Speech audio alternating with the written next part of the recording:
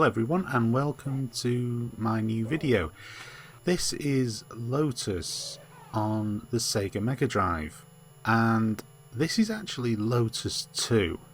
It was renamed for the Sega Mega Drive release because it was the first Lotus game released on the Mega Drive, but this was actually based on Lotus 2, which is a conversion of the game from the Commodore Amiga. And it's not too bad. It's very fast. That is the most definite thing. It is a very fast game, and the courses are nice and colourful and varied.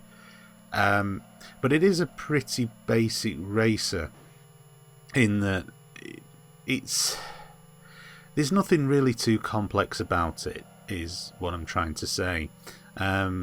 Essentially, in this game mode that I'm playing here, the objective is to get through the checkpoints before the timer runs out.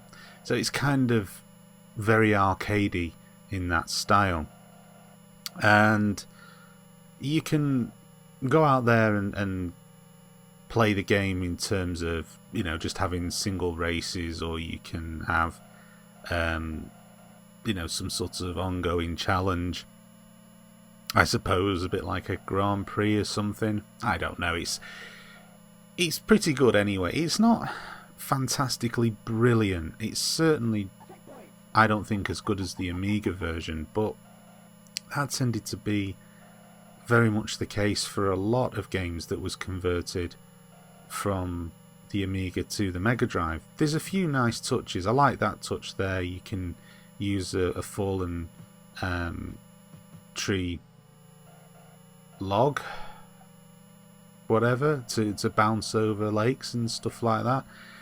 And there are a lot of nice touches as well, like this one here where you're racing at night and so on and so forth. And yeah, it does look pretty good without ever looking especially pretty, if that makes any sense whatsoever. It's quite bizarre, really, going back and playing a game like Lotus 2, especially when you play modern day races, you know, like Forza and so on and so forth, that are so in depth. And these were so very, very simple and straightforward. And, you know, the emphasis, I mean, you can get around most of the tracks just by keeping your finger down on the accelerator button. Occasionally you might need to tap the brakes, but you know, it is very, very occasionally, and it does belie the arcade heritage of the game, even though it isn't an arcade game. That was clearly where the developers, Gremlin, I don't know if they were called Gremlin Graphics or whether they changed to Gremlin Interactive by then, but anyway, I'm going to call it Gremlin Graphics because that's what they were when I was a kid, and they produce some pretty good games.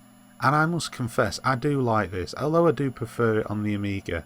I do think this is probably as good a version as you were likely to get on the Mega Drive, and it does play well. The car's responsive.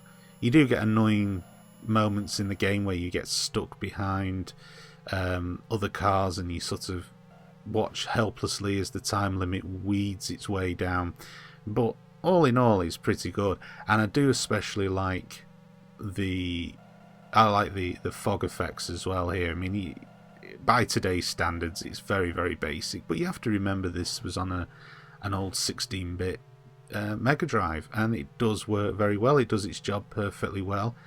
The frame rate's nice and quick, which is very important for a driving game, and yeah, it's good. So, yeah, there's not really a lot else to say. This is Lotus on the Sega Mega Drive, and I like it.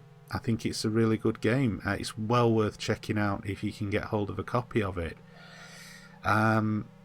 It's enjoyable for, you know, quick blast and quick trip down nostalgia lane to see what races used to be like, and also, you know, nice challenge to see if your reaction times are still up to it, especially when you get a bit older. If you're an older gamer I'm sure you have many memories of being able to do these games very easily, and will no doubt be shocked at just how rubbish you've likely to have come.